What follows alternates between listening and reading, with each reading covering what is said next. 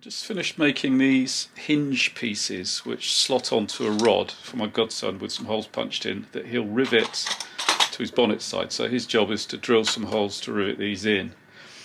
Some have got holes in, some are blank for the ends. And he's got to work out some kind of method of supporting the rod.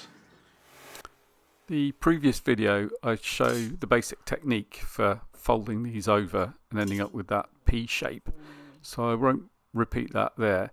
What this film is showing is mostly punching the holes and completing the set, and for the first time in about 6 months I've got something actually finished and usable, which will go in the post to my godson.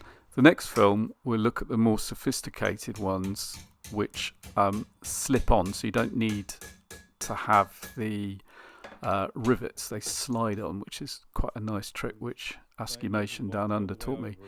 Now what went wrong last time was I got my measurements out, so I ended up with this big long piece on the end which I might have folded around to make the clamp on ones, but decided I wouldn't. I was going to cut them down and just press on, get this batch finished and out. So my godson's car, it's a bit rough and ready, so hammer marks and holes not quite in alignment doesn't really matter for him. It's my first time trying to do this stuff on camera, challenged by Chris at the Bracket Factory, to whom I am grateful. And the question was whether something went wrong at this stage. I got them the wrong way up. And I'll look at that a little bit later. It doesn't seem to make a difference. I think I just got my measurements wrong. But anyway, that was then, this is now. So I haven't got many that have got the right lengths. I'm going to cut these shorter in the hope that they'll do for something, dimension. One thing I experimented with was doing it each way round, and it makes little to no difference. So I think my problem last time is simply the measurement of how long it is and where that fold line goes. So I think that's all there is to the mystery. So I think what I'm going to do is I will just cut them all down and say that that's enough space for the rivets, maybe, on this batch, but that's what I'm going to do with these ones, I think. I'll try and be a little bit organised. Pop them in a pot.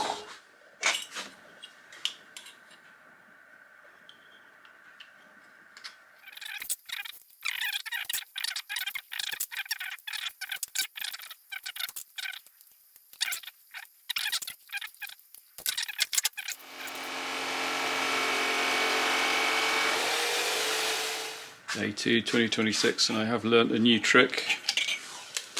Peel all the paper off at once. So there's 9, finished from yesterday, and I've made another 7, which would definitely be long enough. Got this variety pack of rivets, 3.2, 4, 4.8, and even the fattest look right on the narrow hinges. So I think this is typical behaviour for me, where I get something wrong and think it's the end of the world, but actually that narrow one will be fine. Here's a peep at how it would look, against the bonnet. So I'd get a couple of rivets through each of these. So you end up with a pattern where you get 2 rivets one side, the other side, like that,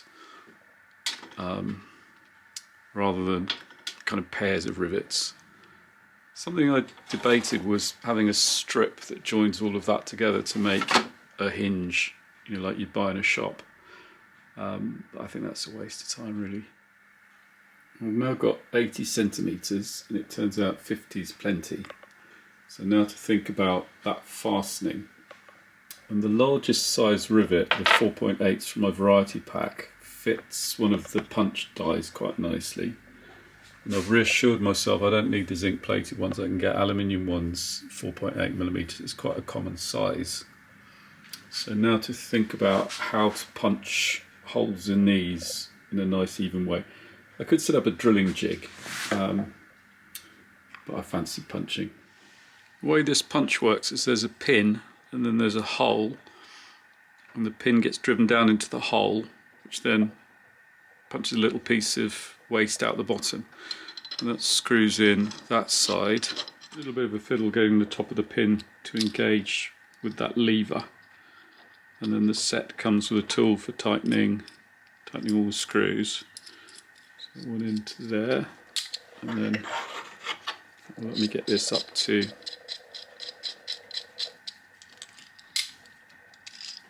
the level I want or need. This is my first test hole. I'll show you doing another one. So open, squeeze it around, punch. There's my little tiny piece of waste. A bit of metal with 2 holes in. So here's my first test piece done. Throw that in the pot. I'm going to throw 3 undrilled in the pot to use for ends. And then, not overthinking it, I just push this in up to that edge and line that up, just using my finger to the edge there. Just threw 2 pieces of aluminium out, line it up with my finger in the pot.